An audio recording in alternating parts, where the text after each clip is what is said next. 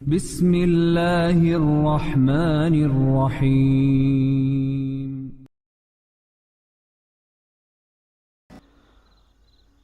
Bismillahirrahmanirrahim. Assalamualaikum warahmatullahi wabarakatuh. Alhamdulillah wassalatu wassalamu ala Rasulillah wa ala alihi wa sahbihi wa mawalah wa la hawla wa la quwata illa billahi wa ba'du. Qala Allahu azza wa jalla ya ayyuhalladzina amanu taqullaha haqqa tuqatih wa la tamutunna illa wa antum muslimun. Wa qala Allahu azza wa jalla ya ayyuhalladzina amanu taqullaha wa qulu qawlan sadida yuslih lakum a'malakum wa yaghfir lakum dhunubakum wa man yuti'illaha wa rasulahu faqad faza fawzan 'azima.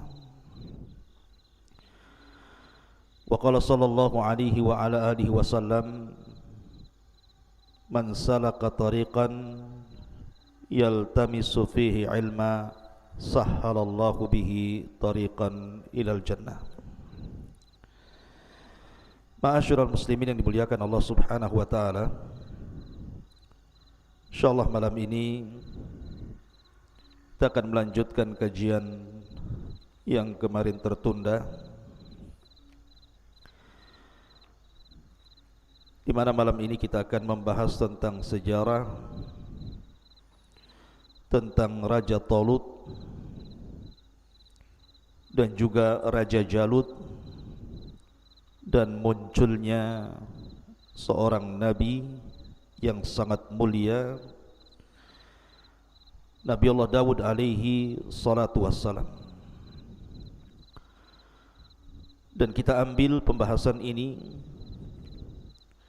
dari surah Al-Baqarah ayat 249.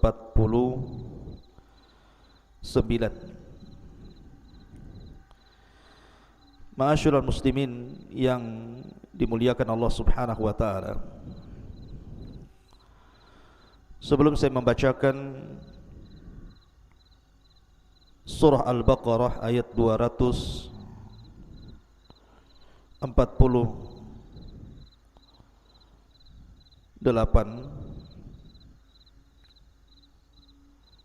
kita akan sedikit memberikan muqaddimah tentang kisah yang kemarin sudah saya jelaskan, kisah Bani Israel yang dipimpin oleh Yusha ibn Nun setelah wafatnya Nabi Musa alaihi salatu wassalam. Siapakah Bani Israel? Bani Israel, jadi Israel itu nama lain daripada Nabi Allah Ya'qub alaihi salatu wassalam. Jadi seluruh keturunan Nabi Allah Ya'qub alaihi salatu wassalam disebut Bani Israel. Dan ketika Ya'qub alaihi salatu wassalam dianugerahkan oleh Allah Subhanahu wa taala banyak keturunan, sampai 12. Satu di antara 12 wanita seorang, satu di antara 12 keturunan itu adalah seorang wanita namanya Dainan. Dan dari 12 putra Yakub itu tidak semua satu ibu dan satu bapa. Karena Nabi Allah Yusuf alaihi salatu wassalam dan juga Binyamin itu dari ibu yang lain, dari istri Nabi Yakub alaihi salatu wassalam. Adapun Yahuda, Lawa dan yang lainnya itu hanya saudara sebapa dengan Nabi Yusuf dan Binyamin, bukan satu ibu. Singkat cerita, maka ketika Nabi Yusuf alaihi salatu wassalam dengan perjalanan yang sangat panjang sekali. Intinya kemudian sampai di Mesir. Dan Allah Subhanahu wa taala takdirkan Yusuf alaihi salatu wasallam dipercaya Fir'aun untuk menjadi bendaharawan Mesir. Tentu Fir'aun di sini bukan Fir'aun yang berkuasa di zaman Nabi Musa. Maka dengan kedudukan yang sangat tinggi inilah, maka Nabi Allah Yusuf alaihi salatu wasallam memboyong seluruh keluarganya dari Palestina menuju Mesir. Akhirnya kemudian seluruh putra-putra Ya'qub diberikan fasilitas hidup megah, hidup mewah, akhirnya berketurunan. Dan menyebarlah keturunan Ya'qub dari 12 putranya di Mesir. Disinilah di permulaan Bani Israel dimulai. Ketika Nabi Yusuf alaihi salatu wassalam meninggal dunia, maka singkat cerita akhirnya Fir'aun pun memperbudak Bani Israel. Dan disitulah muncul seorang Nabi yang sangat masyhur, Nabi Allah Musa alaihi salatu wassalam. Dan Musa alaihi salatu wassalam dan Harun adalah keturunan Lawa, salah satu putra Nabi Ya'qub alaihi salatu wassalam. Maka singkat cerita akhirnya kemudian Musa alaihi salatu wassalam menyelamatkan Bani Israel dari penindasan Fir'aun, sampai Allah Subhanahu wa taala tenggelamkan Fir'aun di Laut Merah.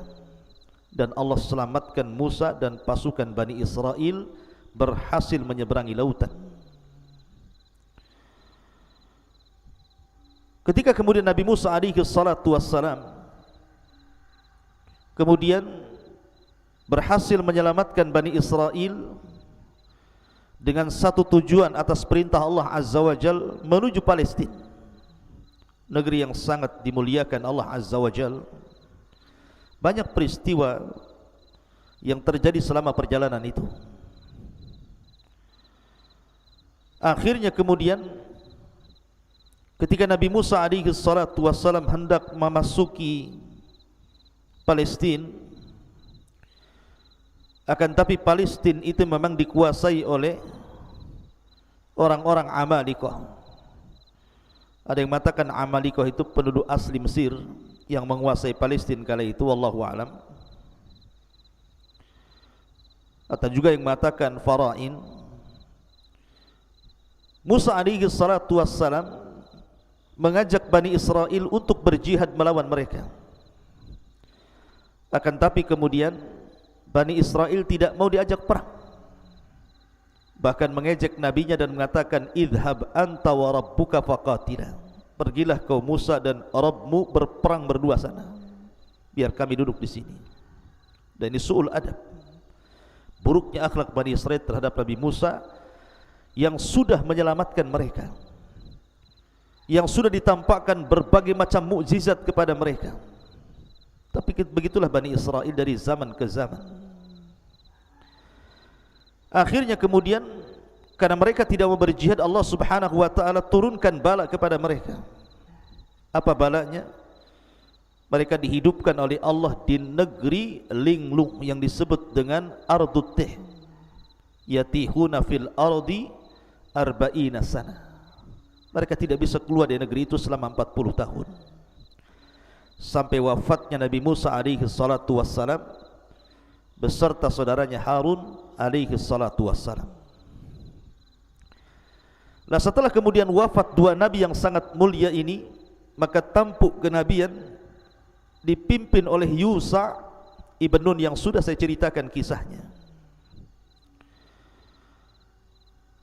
Lah, di zaman Yusha ibn Nun inilah Allah Subhanahu wa taala muliakan Bani Israel.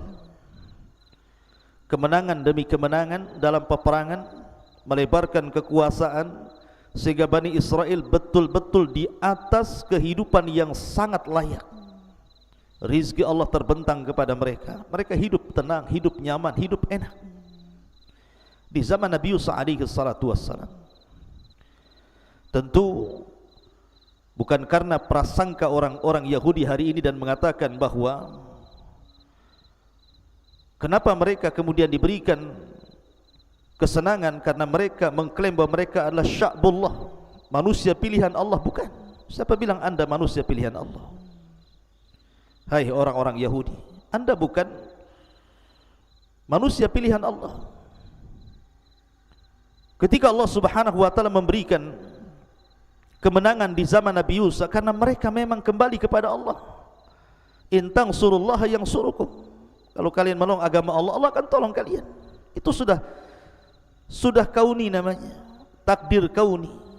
Kalau seseorang lebih mendekat kepada Allah, menolong agama Allah, menjalankan perintah Allah, menjauhi larangan-larangan Allah Subhanahu wa taala, Allah akan turunkan berkah kepada mereka. Walau anna ahlal qura amanu wattaqau lafatahna alaihim barakatin minas sama'i wal ardh. Kalau penduduk negeri itu beriman dan bertakwa, maka pasti Allah Subhanahu wa taala akan berkahi, bukan karena orang pilihan Allah. Memang itu sudah takdir kauni seperti itu. Akan tetapi setelah Yusha ibn Nun meninggal dunia, lambat laun Bani Israel kemudian jauh, sebagian mereka menjauh dari syariatnya Yusha ibn Nun. Celakanya lagi, sebagian mereka mulai menyekutukan Allah Subhanahu wa taala. Dari sini kehinaan Allah timpakan kepada mereka. Ma'asyiral muslimin yang dimuliakan Allah Azza wa Jalla, secara singkat, setelah meninggalnya Yusha ibn Nun, Bani Israel itu melewati beberapa fase. Ada namanya fase Al-Qudah. Yang kedua ada namanya fase Ahdul Muluk Al-Awwal. Ada yang namanya Ahdul Muluk Al-Thani. Kemudian baru fatrah, sebuah waktu setelah hancurnya Al-Quds. Adapun Ahdul Qudot, fase Qudot, artinya Bani Israel dipimpin oleh Qudot, para hakim. Maksudnya di sini oleh para nabi. Karena Bani Israel awalnya mereka dipimpin oleh para nabi sebagai hakim mereka. Kalau ada apapun maka mereka akan diskusi dengan para nabi. Walaupun kenyataannya banyak mereka mendustakan para nabi, bahkan sebagiannya membunuh para nabi. Fariqan kadzabtum wa fariqan taqtulun. Sebagian mereka mendustakan para nabi, bahkan sebagian mereka membunuh para nabi. Naudzubillah. Baru setelah kemudian fase hakim-hakim dari kalangan para nabi ini, barulah kemudian ada namanya fase Ahdul Mulukil Awal, fase kerajaan yang dipimpin raja pertama di dalam sejarah Bani Israel. Dan raja yang pertama nanti yang akan saya kisahkan pada malam hari ini adalah Raja Talut. Tentu pilihan seorang nabi namanya Samuel. Siapa Samuel nanti kita jelaskan. Kemudian setelah Talut digantikan oleh Daud. Daud adalah seorang nabi yang menikahi salah satu putri daripada Talut. Dialah yang kemudian menjadi raja plus jadi nabi. Dan itu satu-satunya sejarah di mana Bani Israel dipimpin oleh raja plus nabi. Dialah Daud alaihi salatu wassalam, dan juga putranya Nabi Allah Sulaiman alaihi salatu wassalam. Baru kemudian fase yang ketiga setelah Nabi Allah Sulaiman alaihi salatu wassalam meninggal dunia, kemudian dipimpin oleh putranya namanya Rahba'am ibn Sulaiman. Di sinilah kemudian Bani Israel terpecah menjadi dua kerajaan.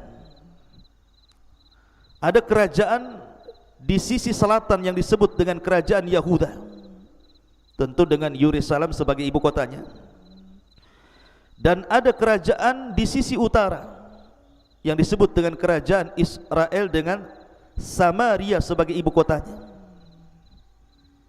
Tapi kemudian akhirnya dua kerajaan ini runtuh karena putra Nabi Allah Sulaiman tidak seperti ayahnya dan tidak seperti kakeknya. Sampai akhirnya datang seseorang yang sangat zalim, namanya Bukhtun Nasr, dan juga raja-raja sebelum dan sesudahnya menghinakan Bani Israel. Akhirnya Bani Israel kemudian di bawah hukum orang-orang Persia, kemudian juga Bani Israel akhirnya juga di bawah hukum orang-orang Yunan, kemudian juga Bani Israel di bawah hukum orang-orang Romawi, dan begitu seterusnya. Setiap zaman dihinakan. Na'udzubillah. Tapi yang ingin saya kisahkan di malam hari ini adalah dua fase. Pertama, fase Al-Qudat, dan yang kedua fase Ahdul Mulukil Awal. Taib, ma'asyiral muslimin yang dimuliakan Allah Subhanahu wa taala. Ketika wafatnya Yusha ibn Nun, maka terjadi kekacauan di antara Bani Israel. Sekali lagi saya katakan, ada sebagian Bani Israel yang masih taat dengan syariat nabinya, tapi ada juga yang kemudian mereka menentang syariat nabinya, bahkan sampai masuk kepada kesyirikan dan kekufuran.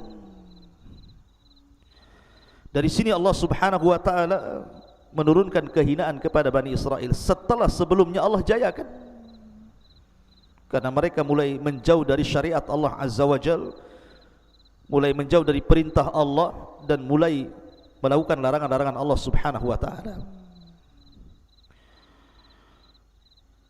Kemudian akhirnya mereka pun diserang oleh banyak raja-raja.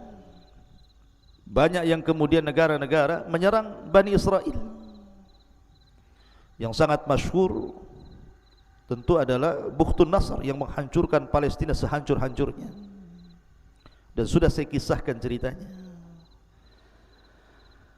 Singkat cerita, setelah kemudian Bani Israel berperang tetapi tidak mengalami kemenangan, tidak sebagaimana saat di zaman Yusha ibn Nun hidup, mereka selalu mengalami kekalahan. Maka di saat itulah kemudian hilangnya papan Taurat. Saat terjadi peperangan, banyak peperangan itu, hilang papan Taurat. Kemudian juga mereka mulai dihinakan, kehidupan mereka mulai susah. Dan yang lebih parah lagi, inqita'un nubuwah, terputusnya kenabian. Padahal Allah mengutus kepada Bani Israel itu bukan 1-2 nabi, ribuan para nabi. Jumlah nabi itu 120.000 nabi, dan kebanyakan nabi-nabi itu diutus kepada Bani Israel. Tetapi setelah kemudian Allah berikan kehinaan dengan kemudian dijajahnya Bani Israel oleh negara-negara, kemudian terus berperang, dan tidak pernah mengalami kemenangan, hilang papan Taurat, mulai susah kehidupan mereka, terputus pula para nabi. Sempurna kehinaan bagi mereka. Akhirnya sebagian mereka ada yang tertawan, sebagian mereka ada yang mati dibunuh, sebagian mereka ada yang meminta suaka ke negara-negara lain, dan begitu seterusnya. Dari sinilah maka orang-orang yang berakal dari Bani Israel mulai berkumpul satu dengan yang lainnya. Barulah mereka sadar apa yang mereka lakukan. Mereka ingin taubat kepada Allah Subhanahu wa taala. Kemudian mereka berdoa kepada Allah Azza wa Jal, ingin minta seorang nabi lagi supaya diutus kepada mereka yang bisa mencabut kehinaan yang Allah timpakan kepada mereka dan mengalami kemenangan kembali. Dan kita tahu bahwa tradisi Bani Israel sejak zaman Nabi Ya'qub alaihi salatu wassalam, dari 12 turunannya, ada putra Ya'qub yang disebut dengan Yahuda. Seluruh turunan Yahuda itu akan menjadi raja bagi Bani Israel, dan itu berdasarkan takdir Allah Azza wa Jalla. Jadi turunan Yahuda itulah yang berhak menjadi raja dari raja-raja Bani Israel. Kemudian juga ada putra Ya'qub namanya Lawa ibn Ya'qub. Seluruh turunannya jadi nabi. Jadi hanya dua jalur ini saja, dua nasab Yakub ini saja. Yang satu turunannya jadi raja-raja Bani Israel, turunan Yahuda, dan yang satu menjadi para nabi, dan itu turunan Lawa. Lah ketika itu dari turunan Lawa sudah tidak ada lagi keturunannya kecuali seorang wanita, wanita yang sangat salehah, yang suaminya gugur dalam perang, dan Allah Subhanahu wa taala takdirkan wanita itu hamil. Dan wanita itu terus berdoa kepada Allah Azza wa Jalla ketika suaminya masih hidup, agar diberikan putra dan putranya menjadi nabi. Maka ketika kemudian Bani Israel mengetahui bahwa wanita itu adalah turunan Lawa dan dia sedang hamil, maka dijaganya wanita ini sampai betul-betul melahirkan. Karena khusyuknya, tawaduknya wanita yang saleh ini, solehah ini berdoa kepada Allah agar memiliki putra dan ingin menjadi seorang nabi. Tiba-tiba betul-betul kemudian Allah kabulkan, lahirlah seorang nabi yang disebut dengan Samuel. Dalam bahasa Ibrani, Samuel itu artinya anak dari hasil doa yang diijabah Allah Subhanahu wa taala. Allah ijabah doa ibu yang sangat salehah ini. Lahirlah Samuel. Dan inilah nabi yang dimunculkan setelah sekian lama tidak ada kenabian. Sekian lama sudah tidak muncul nabi-nabi Bani Israel. Baru muncul Nabi Samuel dari seorang wanita salehah dari turunan Lawa karena doanya yang sangat khusyuk kepada Allah Azza wa Jalla. Akhirnya tumbuh besarlah Samuel, atau disebut dengan Sam'un. Tumbuh besar dan Allah takdirkan memang menjadi seorang nabi. Maka mulailah kemudian Bani Israel mendatangi Nabi Allah Samuel ini. Dari sini kisah dimulai. Baik, kita akan baca ayatnya. Allah Subhanahu wa taala berfirman di dalam surah Al-Baqarah ayat ke-246, Alam tara ilal mala'i min bani Israel min ba'di Musa. Tidakkah kamu memperhatikan kepada para pemuka yang berakal dari pemuka-pemuka Bani Israel setelah wafatnya Musa?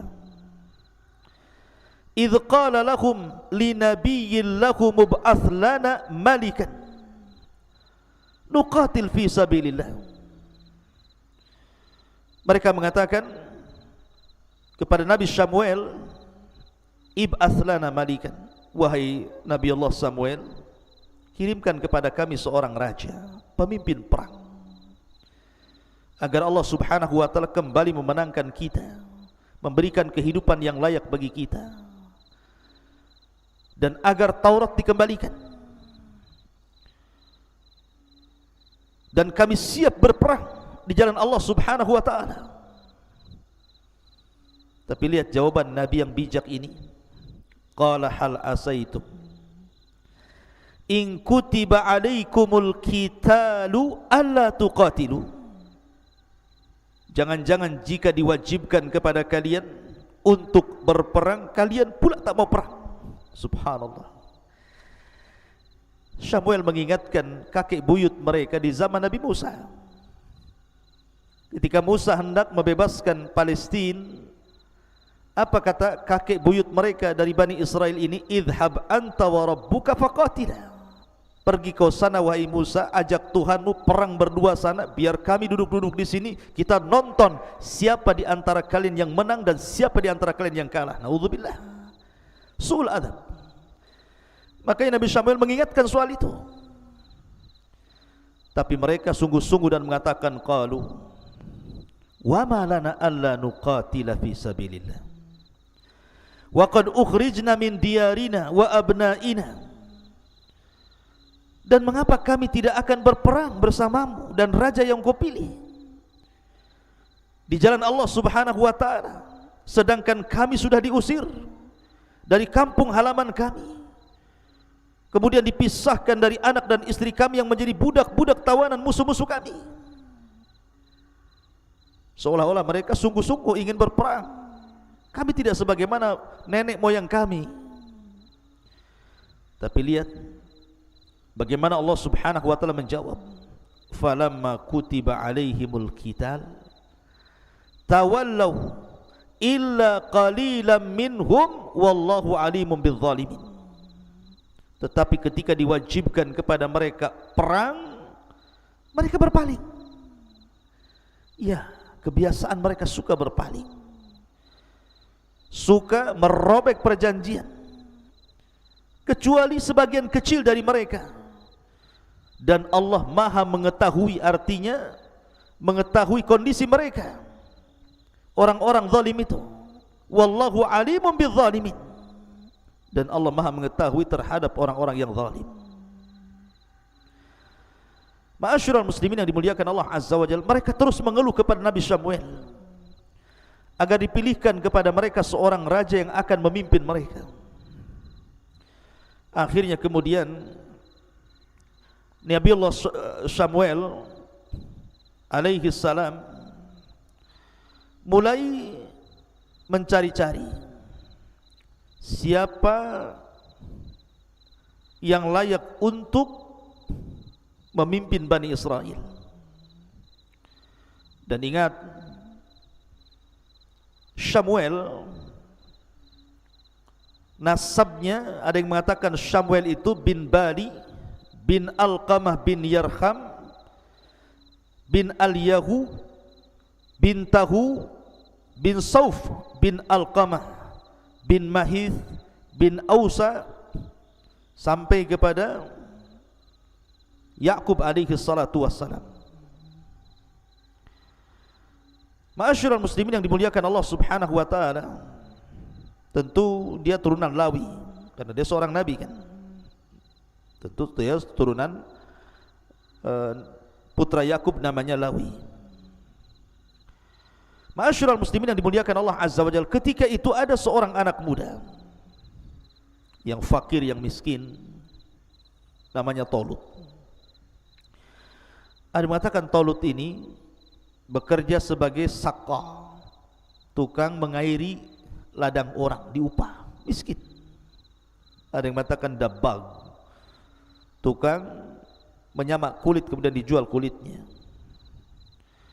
Tapi juga ada yang mengatakan ra'il ghanam, dia tukang pemelihara kambing orang, kemudian diupah. Pokoknya kehidupannya sangat fakir, sangat miskin. Akan tapi walaupun demikian, Tolut ini Allah lebihkan. Dia memiliki kekuatan fisik yang luar biasa karena disebutkan sifat-sifat Tolut itu, rajulan tawilal qamah, dhakhman hasanat tarkib, matinal a'sab, qawiyah dzakiyah, aliman mudabbiran. Jadi seorang laki-laki yang tinggi besar, memiliki badan kekar, otot-otot yang sangat kuat, orangnya cerdas, orangnya berilmu dan pandai menata, memiliki kecerdasan yang luar biasa. Suatu ketika Tolut dan kawannya ini kehilangan kambing tuannya. Jadi setelah dia mengembala kambing, dihitung kambingnya kurang, rupanya hilang. Karena dia takut dengan tuannya, karena ini amanah, dia bekerja masalahnya. Dia mencari sampai ke perbatasan kota. Lah kata kawannya, kita sudah terlampau jauh meninggalkan tempat gembala kambing kita dan kita sudah mendekati kota ini. Lah kawannya ini kenal dengan Nabi Allah Samuel dan dia mengatakan, sungguh kita ini sudah dekat dengan kota dan sudah dekat dengan rumahnya seorang Nabi Bani Israel, Samuel. Bagaimana kalau seandainya kita mampir di rumahnya, kita minta nasihat, jangan seorang Nabi sebelum kita pulang. Maka Tolut pun mau diantar ke rumahnya. Setelah sampai di rumah Samuel, maka Samuel itu melihat Tolut agak lain. Setelah kemudian memberikan nasihat, kemudian terjadi dialog antara Tolut dan Samuel, Nabi Allah Samuel. Rupanya Samuel melihat ada sisi yang positif dari Talut ini. Ada sisi kebaikannya, ada sisi kecerdasannya. Kemudian Samuel pun mengatakan, kenapa kau sampai di tempat ini? Kemudian diceritakanlah dia kehilangan kambing peliharaannya. Kata Samuel, sesungguhnya kambing itu akan kembali ke tempat yang engkau menggembala di situ. Dia sedang menuju sana, pulang sana. Tetapi ada sesuatu hal yang sangat besar yang akan terjadi kepadamu. Engkau akan memimpin Bani Israel. Kagetlah Talut ini, siapa saya? Tiba-tiba kemudian seorang nabi mengatakan seperti itu. Tapi tidak ditanggapi. Talut pun pulang. Dari sinilah maka Allah Subhanahu wa taala katakan, wa qala lahum nabiyyuhum innallaha qad ba'atha lakum Taluta malika. Dan berkata kepada mereka nabi mereka Samuel, sesungguhnya Allah telah mengangkat untuk kalian Talut sebagai raja kalian. Dari sini muncul nama Talut. Orang-orang ini tentu mereka kaget karena bagaimanapun nasab daripada Talut ini bukan nasab para raja. Karena para raja itu harus dari turunan Yahuda, dan kalau para nabi dari turunan Lawi. Sementara Talut ini dari turunan Binyamin, saudara daripada Nabi Yusuf alaihi salatu wassalam, dari satu ibu. Binyamin dengan Yusuf itu kan bersaudara satu ibu, tapi dengan yang lainnya lain ibu tapi satu bapa. Jadi mereka mengatakan, siapa Talut itu? Qalu, mereka mengatakan, anna yakunu lahul mulku alaina wa nahnu ahaqqu bil mulki minhu wa lam yu'ta sa'ata minal mal. Subhanallah, lihat kebiasaan Bani Israel selalu mendebat nabinya. Makanya kenapa Nabi SAW mengatakan, la taqulu kama qalat Banu Israel sami'na wa asaina, qulu sami'na wa ata'na. Rasul yang mengatakan, jangan sekali-kali kalian persis seperti Bani Israel yang mengatakan kami mendengar kemudian kami bermaksiat, tapi katakan kami mendengar kemudian kami taat. Karena kebiasaan mereka itu suka mendebat nabinya. Ingat cerita Al-Baqarah yang sudah saya kisahkan, bagaimana mereka mendebat Nabi Musa. Kemudian setelah diseberangkan dan diselamatkan dari Fir'aun, melihat ada kaum yang sedang menyembah berhala, mereka pun meminta kepada Musa, ij'al lana ilahan kama lahum aliha, jadikan banyak Tuhan sebagaimana mereka banyak Tuhan. Kata Nabi Musa, Allahu Akbar, innakum qaumun tajhalun. Kok ini umat bodoh sudah diberikan hidayah mau sesat. Ya. Lah di sini juga sama. Anna yakunu lahul mulku alaina wa nahnu ahaqqu bil mulki minhu wa lam yu'ta sa'ata minal mal. Mereka mengatakan, bagaimana mungkin Talut memperoleh kerajaan atas kami, sedangkan kami lebih berhak dengan kerajaan itu daripada si Talut, dan dia tidak diberikan kelapangan dan harta kekayaan yang banyak. Macam mana dia akan memerintah kami? Subhanallah. Ya. Lihat bagaimana jawaban Nabi Samuel. Seolah-olah Nabi Samuel ingin mengatakan, kenapa aku pilihkan Talut kepada kalian? Karena Talut itu dilebihkan 3 perkara yang kalian tidak punya. Yang pertama, qala innallaha astafahu alaikum, sungguh Allah telah memilihnya menjadi raja untuk kalian. Sebenarnya 1 perkara saja sudah cukup, Allah yang pilih. Kalau Allah yang pilih, selesai. Beda kalau kita yang pilih, belum tentu selesai. Tapi kalau Allah sudah pilihkan seseorang, pasti orang ini bukan orang kaleng-kaleng. Memang Allah persiapkan dia untuk menjadi pemimpin. Ditambah-tambah yang kedua, Allah Subhanahu wa taala katakan, wa zadahu bastah, dan diberikan kelebihan kekuatan fisik yang luar biasa. Bastah itu kelebihan yang banyak pada 2 perkara. Pertama, fil ilmi, dia punya ilmu, kalian tidak punya. Dia memiliki kecerdasan, kalian tidak punya. Dan yang ketiga, bastatan fil jismi, dan dia juga orangnya fisiknya kuat. Jadi selain orang pilihan, satu, yang kedua Allah cerdaskan, dua, yang ketiga jasadnya, fisiknya memang kuat Talut ini. Makanya wajar Allah pilihkan untuk kalian. Kemudian Allah Subhanahu wa taala berfirman, wallahu yu'ti mulkahu man yasha wallahu wasi'un alim. Dan Allah memberikan kerajaannya kepada siapa yang dikehendaki. Bukan kalian berkehendak, Allah yang berkehendak. Karena kalau Allah yang berkehendak kun fayakun, tapi kalian berkehendak belum tentu kun fayakun. Kun Allah mengatakan, dan Allah maha luas keutamaannya. Allah berikan keutamaan siapa yang dikehendaki. Dan alimun, maha mengetahui tentang siapa Talut dan kondisi kalian. Ma'asyiral muslimin yang dimuliakan Allah Subhanahu wa taala. Kemudian mulailah mereka meminta alamat. Taib, kalau memang Talut berhak menjadi raja kami, kira-kira apa alamatnya? Apa yang membuat anda yakin bahwa Talut berhak menjadi raja kami, sementara dia bukan turunan Yahuda, dia turunan Binyamin? Maka Allah Subhanahu wa taala lanjutkan firman-Nya, wa qala lahum nabiyuhum inna ayatu mulkihi an ya'tiyakumut tabutu fihi sakinatu mir rabbikum wa baqiyatun mimma taraka alu Musa wa alu Harun tahmiluhul malaika. Dan berkata kepada mereka, nabi mereka Samuel, sesungguhnya tanda kerajaannya bahwa akan datang kepadamu tabut. Apa itu tabut? Nanti saya jelaskan. Yang di dalamnya terdapat ketenangan dari Tuhanmu dan sisa-sisa peninggalan Musa dan juga Harun, dan kelak akan dibawa oleh para malaikat. Ma'asyiral muslimin yang dimuliakan Allah Subhanahu wa taala. Di sini Nabi Samuel ingin mengatakan kepada Bani Israel bahwa tanda-tandanya dia memiliki tabut. Dan tabut ini semacam kotak.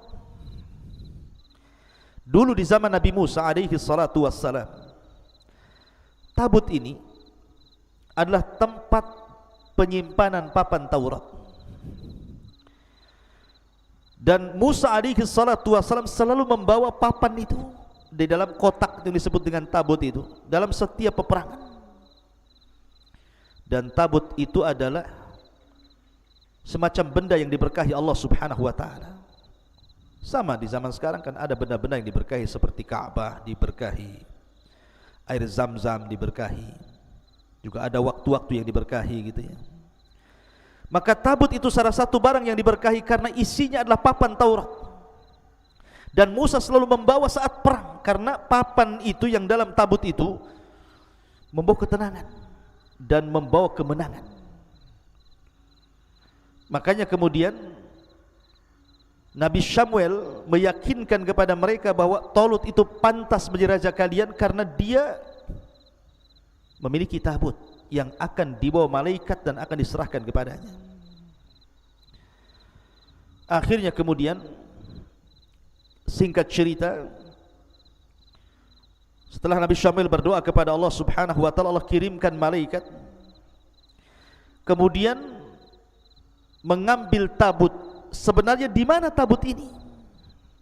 Ada yang mengatakan bahwa saat terjadi peperangan sebelum diutusnya Nabi Samuel, ketika orang-orang Yahudi dihinakan, ada yang mengatakan bahwa tabut itu dicuri oleh Raja Talut dan pasukannya, Raja Jalut dan pasukannya, dicuri oleh Jalut, kemudian disimpan di tempatnya Jalut itu. Ada yang mengatakan bahwa tabut itu hilang entah berantah ketika Bani Israel berada di negeri linglung setelah kematian Musa dan Harun. Hilang terpendam entah di mana. Lah saat kemudian Nabi Samuel memilihkan Talut untuk menjadi raja, maka malaikat mencuri atau mengambil dari Jalut kemudian diangkat. dibawa terbang kotak itu dan disaksikan oleh mata-mata Bani Israel. Kemudian kotak itu sedang terbang di bawah malaikat, betul-betul kemudian turun di hadapan Talut.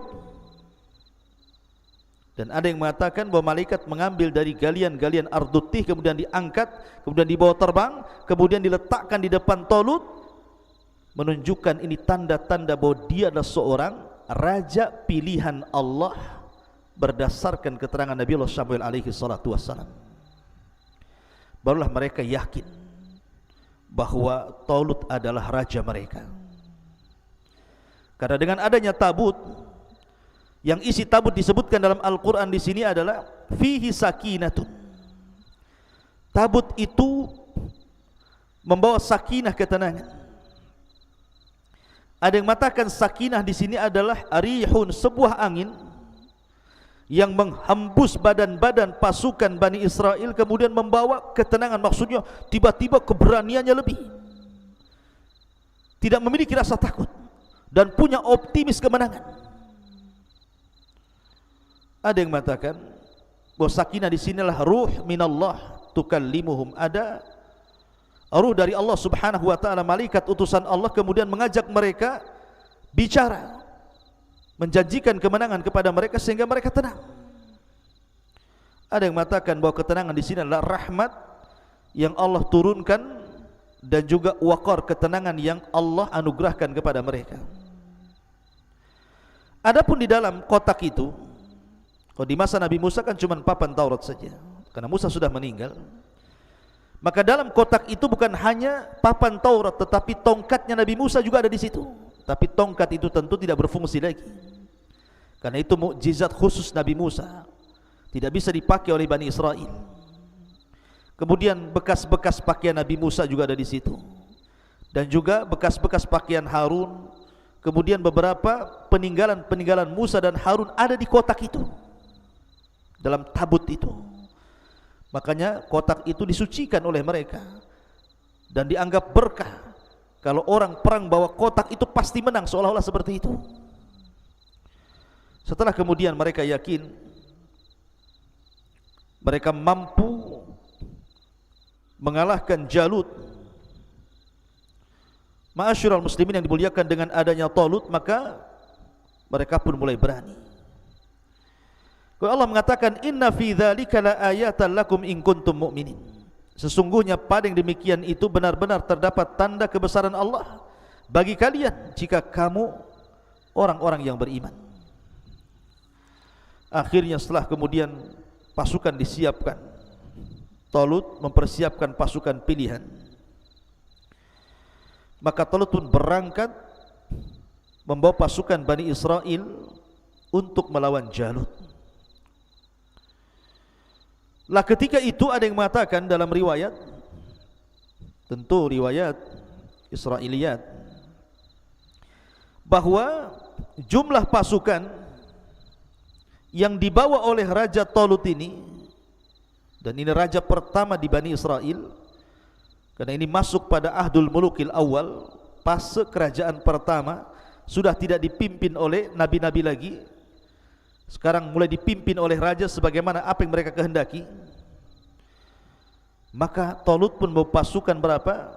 80 alfan, 80.000 pasukan Bani Israel.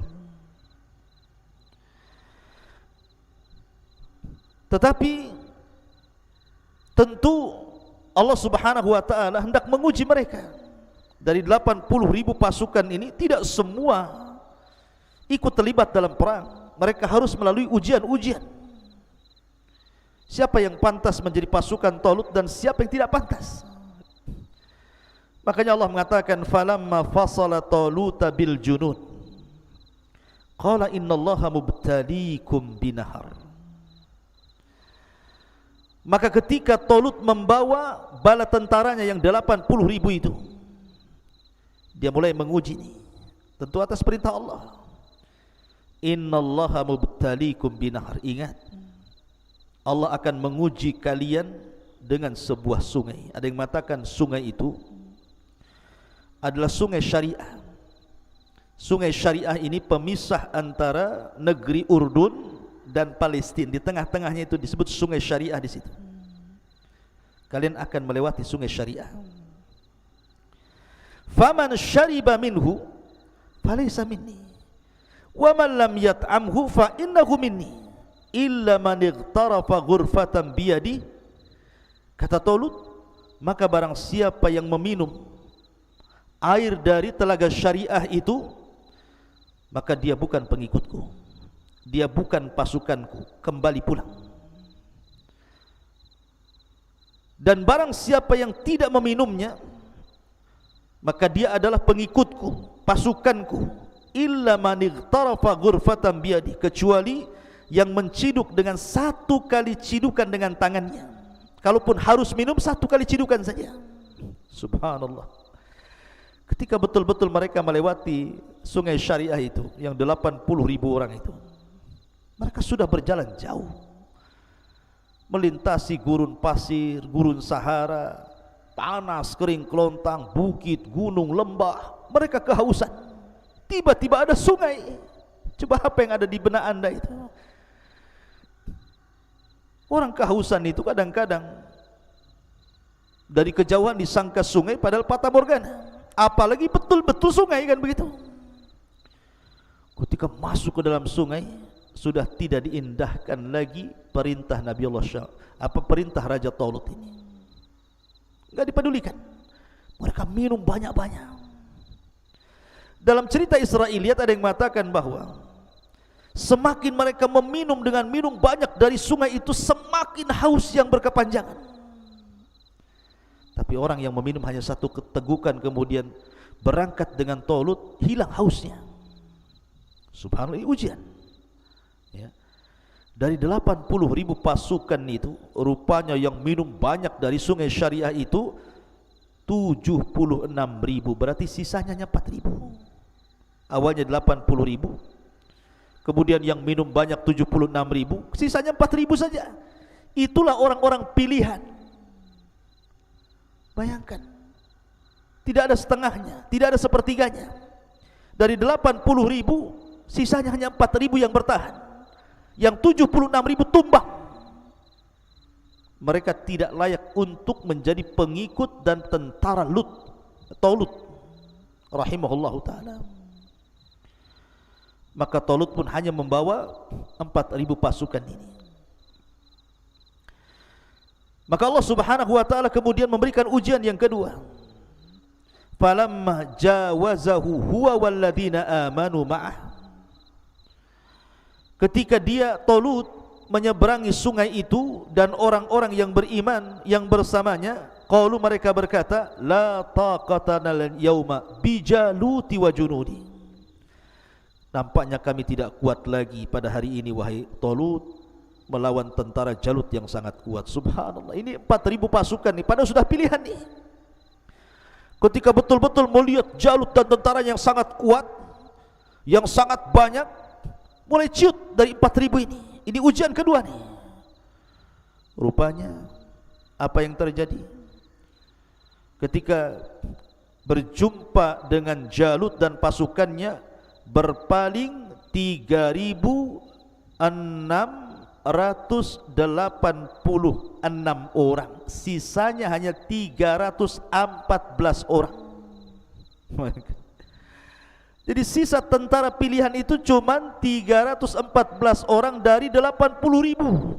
Setelah berkurang 76.000, berkurang 3.000 lebih, akhirnya sisanya hanya 314. Dan 314 ini berdasarkan hadis Bara bin Azib radhiyallahu anhu. Ketika dia mengatakan, kunna nuhadditsu anna iddata ashabil badri mithla ashabi Talut. Kata Bara bin Azib radhiyallahu anhu dalam hadis yang sahih, bahwa jumlah pasukan Rasul saat perang Badar itu persis seperti jumlah pasukan Talut saat melawan Jalut, 314 orang. Ma'asyiral muslimin yang dimuliakan Allah Subhanahu wa taala.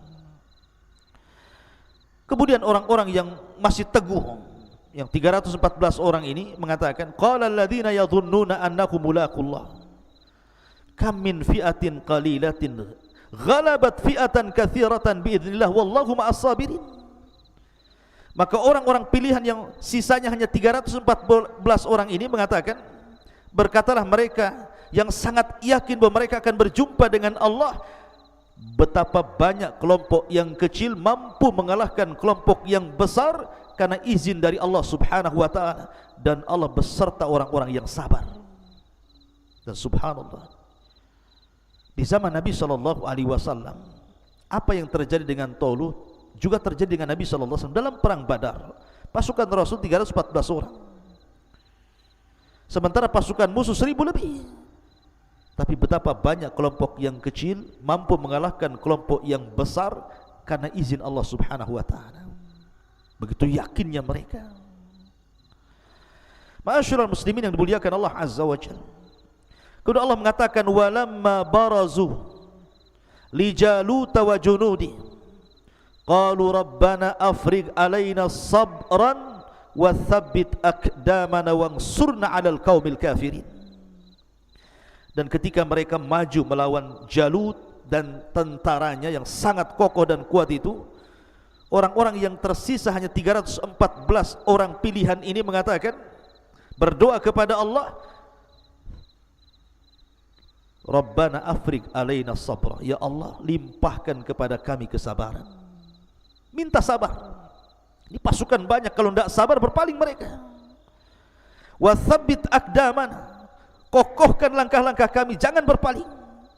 Wansurna 'alal qaumil kafirin, dan berilah pertolongan kepada kami untuk menghadapi orang-orang kafir. Ma'asyiral muslimin yang dimuliakan Allah Azza wa Jalla, dari 314 orang ini, ketika berhadap-hadapan, kita tahu bahwa perang dulu berbeda dengan perang sekarang. Karena perang dulu itu ada istilah mubarazah. Mubarazah itu adu tanding. Mana jagoanmu, ini jagoan saya. Rupanya dari pihak Jalut itu, Jalut sendiri yang maju. Jalut sendiri yang maju, kemudian menantang-nantang jagoan dari pihak Talut. Ma'asyiral muslimin yang dimuliakan Allah Azza wa Jalla, tiba-tiba kemudian satu pasukan pun tidak berani melawan Jalut. Padahal Talut sudah merintahkan, maju satu di antara kalian lawan Jalut. Tidak bergeming. Akhirnya kemudian Talut bingung, kenapa dari 314 orang tidak ada yang mau melayani Jalut. Mulai ketakutan, diuji lagi oleh Allah Azza wa Jalla. Sampai akhirnya Talut menjanjikan sesuatu. Kalau di antara kalian ada yang bisa membunuh Jalut, kunikahkan dia dengan putriku, dan dia berhak mendapatkan kerajaan sepeninggalku. Dua keistimewaan, menikahi putri Talut dan mewarisi tahta kerajaannya. Tapi tidak ada yang mau. Mereka tahu risikonya.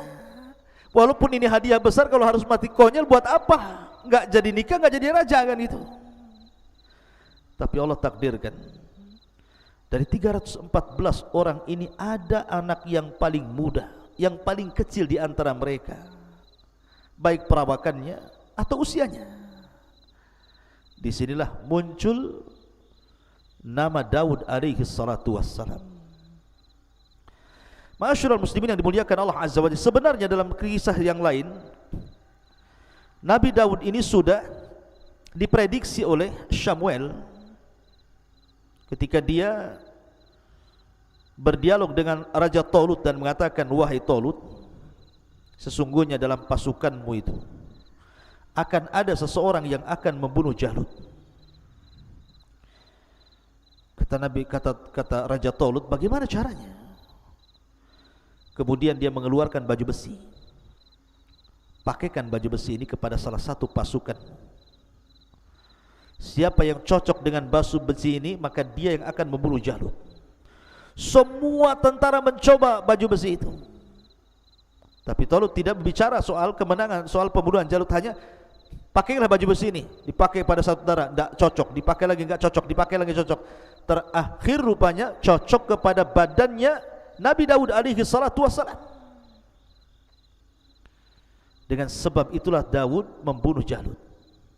Ada yang mengatakan bahwa tatkala kemudian Daud alaihi salatu wassalam ini hendak berperang, karena Daud ini kan memiliki orang tua seorang pejuang juga di masa sebelumnya, dan memiliki 6 putra. Yang paling kecil Daud alaihi salatu wassalam, lain nanti kisahnya ada sendiri. Lah ketika Nabi Daud alaihi salatu wassalam hendak terlibat mendaftarkan diri menjadi pejuang dan diterima, dia pun bingung harus menggunakan senjata apa. Maka di berjalan-jalan, tiba-tiba di tengah perjalanan ada suara. Rupanya suara itu datang dari batu. Kemudian batu ini mengatakan, "Ya Daud, bawalah aku. Bawalah aku. Akulah yang akan membunuh Jalut," katanya. Dan tidak heran kalau batu ini bisa bicara, karena di zaman Nabi Musa alaihi salatu wassalam saja, ketika Nabi Musa alaihi salatu wassalam diuji oleh Allah Azza wa Jalla dan diuji oleh Bani Israel karena tidak mau mandi bareng dengan Bani Israel, sehingga Bani Israel kemudian menuduh Musa itu punya penyakit kulit. Padahal Musa tidak memiliki penyakit itu, bahkan badannya paling indah di antara seluruh badan-badan Bani Israel. Tapi terus mereka mengejek Nabi Musa. Jadi ketika Nabi Musa mandi, pakaian diletakkan di batu, batu itu jalan.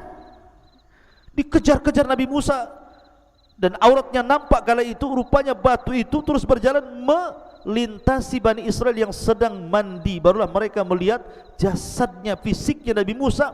Rupanya mereka sadar bahwa itulah fisiknya Nabi Musa, tidak ada yang lebih indah dibandingkan dirinya. Subhanallah. Ma'asyiral muslimin yang dimuliakan Allah Subhanahu wa taala, begitulah Nabi Musa. Rahimallahu akhi Musa, kata Rasul, laqad udhiya bi aktsar min hadza. Sungguh Allah merahmati Nabi Musa yang sudah diuji lebih banyak dibandingkan ini.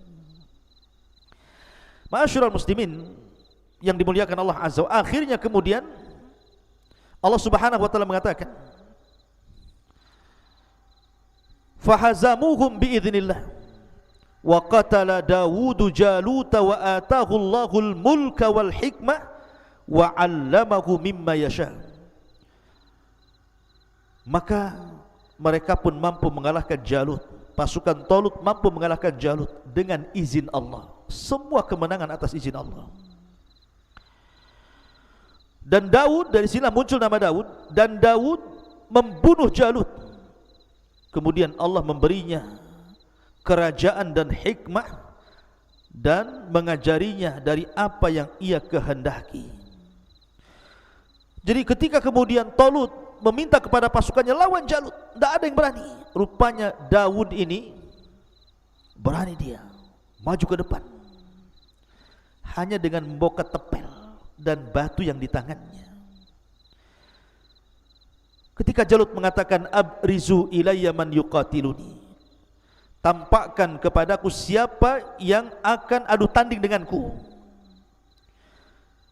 Kata Jalut, fa in qatalani falakum mulki wa in qataltuhu falyamulkukum. Kalau orang itu bisa membunuhku, kuserahkan kerajaanku kepadanya. Tapi kalau aku yang membunuh dia, serahkan kerajaan kalian kepadaku. Datang Daud alaihi salatu wassalam. Kemudian kata Jalut kepada Daud, setelah mendengar sesumbar terus, tiba-tiba kemudian Jalut mengatakan, anta tuqatiluni, kau anak kecil yang akan membunuhku, yang akan gelut denganku. Kemudian dia mengatakan, na'am ya, saya yang akan melawanmu. Kata Jalut, wailaka ma kharajta illa kama takhruju ilal kalbi bil miqlah wal hijar. Apa kamu ini? Kamu hanya bawa ketepel, kau hendak membunuhku. Itu sama kau hendak keluar mencari anjing dan kau melemparnya. Demi Allah, la ukassiranna lahmaka, aku akan potong-potong dagingmu. Wala ut'imannahu al-yawma at-tayra was-siba, dan aku akan berikan potongan-potongan tubuhmu biar dimakan burung-burung dan binatang buas. Subhanallah. Ma'asyiral muslimin yang dimuliakan Allah Azza wa Jalla, Daud tenang, dia mengatakan, anta tuqatiluni. Bal anta aduullah, katanya, bahkan engkau musuh Allah. Syarrun minal kalbi, lebih buruk daripada anjing. Ini dah saling mengejek ini. Dan tidak mengapa dalam peperangan, sombong dalam peperangan. Tidak mengapa, seperti Ali radhiyallahu anhu mengatakan, ana alladhi sammatni ummi Haidarah, sayalah orang yang diberi gelar ibuku sebagai macan hutan. Kalaithi ghabatin karihin mangdara, yang sangat menakutkan. Sombong dalam peperangan enggak apa-apa untuk ngedonkan lawan, tapi sombong di luar peperangan tidak boleh. Sebagaimana tipu daya dalam peperangan boleh. Al-kardu haibun, al-harbu kaidun.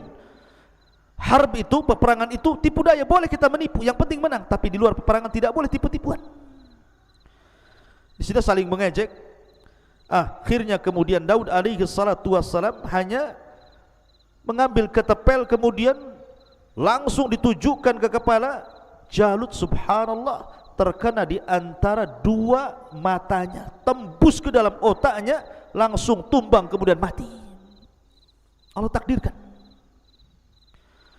Maka ketika Jalut kemudian tumbang, barulah kemudian yang lain mengepung Jalut. Nabi Daud alaihissalam langsung memenggal kepalanya, kemudian menyembunyikan kepalanya. Kemudian masing-masing prajurit datang kepada Tolut, saya yang membunuhnya. Ini buktinya tangannya, ini buktinya kakinya, ini buktinya badannya, macam-macam. Tapi Tolut tahu siapa yang bisa mendatangkan kepalanya, maka dialah yang membunuhnya. Rupanya datang Daud, nenteng kepala Jalut. Dan ingat bahwa ketika dalam peperangan di tempo dulu itu, kalau sudah pemimpinnya mati, maka pasukan akan kehilangan pemimpin, akan dihilangkan perasaan keberaniannya. Maka dengan sebentar saja ketika mereka sudah ciut, karena pimpinan mereka sudah meninggal, maka diseranglah oleh 3.400 orang ini melawan, entah berantah jumlahnya, tetapi sekali lagi berapa banyak kelompok yang kecil mampu mengalahkan kelompok yang besar dengan izin Allah subhanahu wa ta'ala. Akhirnya Daud pun dinikahkan dengan salah satu putri daripada Tolut, dan sepeninggal 2-3 tahun sepeninggal Tolut, kemudian Nabi Daud alaihi salatu wassalam pun akhirnya diangkat menjadi raja kedua, raja plus nabi dari Bani Israel. Makanya Allah subhanahu wa ta'ala mengatakan, walaula daf'ullahi nasa ba'dahum bi ba'din lafasadatil ardu walakinallaha dzu fadlin 'alal alamin. Tilka ayatullah natluha 'alaika bil haqq wa innaka laminal mursalin. Dan kalau Allah tidak melindungi manusia, sebagian mereka dengan sebagian yang lainnya, niscaya rusaklah bumi ini. Tetapi Allah mempunyai karunia yang sangat luas, yang melimpah di seluruh alam. Dan Allah berikan karunia Daud sebagai sebab penyebab kematian Jalut. Itulah ayat-ayat Allah kami bacakan kepada wahai Muhammad dengan benar, dan sesungguhnya engkau wahai Muhammad adalah benar-benar termasuk di antara para rasul. Ma'asyiral muslimin yang dimuliakan Allah azza wa jalla, bagaimana kisah Nabi Daud alaihi salatu wassalam, dan bagaimana pun dengan kisah Nabi Allah Sulaiman putranya. Karena raja Bani Israel cuma 3. Tolut dia raja saja, kemudian Daud raja plus nabi, kemudian Nabi Allah Sulaiman juga raja plus nabi. Setelah Nabi Allah Sulaiman, maka tidak ada lagi yang rangkap jabatan raja plus nabi, yang ada kekacauan dan kekacauan. Bagaimana kisahnya? InsyaAllah kita akan kisahkan dengan kesempatan. Mudah-mudahan ada manfaatnya. Subhanakallah bihamdika, asyhadu an la ilaha illa anta astaghfiruka wa atubu ilaik. Allahu ta'ala alam. Assalamualaikum warahmatullahi wabarakatuh.